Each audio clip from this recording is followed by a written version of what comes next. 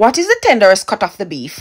If you said beef cheek, you're correct. This is my second time cooking beef cheek, and I'm telling you right now, you have never had the best part of the beef until you eat the beef cheek. Honestly, I didn't even know there was such thing. I just found it browsing the beef section sometime last year, or maybe it was earlier this year. It is so unusual, sometimes I forget about it. Now, if you ask me, this is a very expensive cut of meat, because this is how much I have to waste. All that I have to cut off and throw away. And considering the price for this small amount, and you have to waste so much, come on, I think that company can do a little better, where they clear off most of that and just sell the cheek, so we enjoy more of the meat instead of having to throw half of it away. Now, I wash and clean it up, and the first thing I did was hit it with some of our very own, very necessary island spiced oil. Then I hit it with some original jerk seasoning. I added a little Creole seasoning, a little onion powder, a little garlic powder, some pepper, and I stir that in thoroughly. Now, because I wasn't gonna cook this right away, I didn't add any extra onion or garlic. Keep in mind, all of that is in the jerk seasoning already, and also in the island spiced oil. I bagged this up and put it in the freezer. It was in the freezer for about 3 days before I took it out, put it in the fridge to thaw. Now that it's thawed,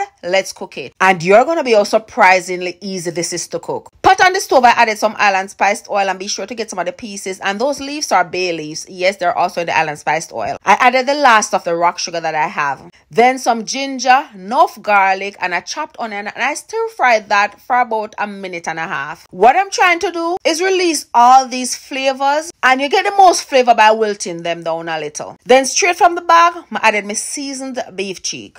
I stir that in thoroughly. Be sure to stir it in thoroughly. Listen, stirring is a very important part of cooking. I'm going to tell you right now, whether you believe it or not, that passing your spatula through whatever you're cooking 2 and 3 times does not give you your full flavor. You need to stir your food thoroughly to mix in everything, especially if you're doing like a stir fry or something like this. Also, the flavor you get from stir frying those vegetables first before you add in your beef cheek is a different flavor from just adding it and add water. That's what separates good tasting food from just regular food. Anyways, I covered it down to release all the juice from the beef cheek, and this was the first time I was adding water. So all along you were looking at it, it was just cooking in its own juice. I added boiling water every time that dried down until it reached my desired tenderness. And believe me, this is easy to cook. Cooks in about 45 minutes. But I'm sure that depends on the toughness of the beef cheek. No, I added a little browning, but you didn't have to add any browning, because the sauce that you get is still a stew sauce. It don't have to be as dark as this. It's just the Caribbean in me when I feel like my meat needs to be a little browner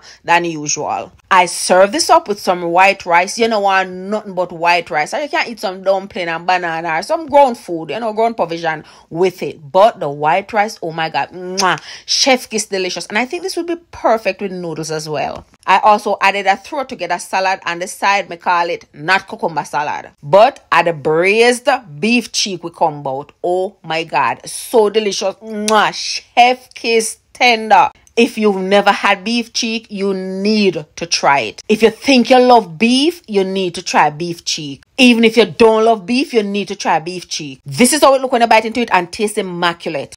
Now go ahead, hit up my comment and tell me,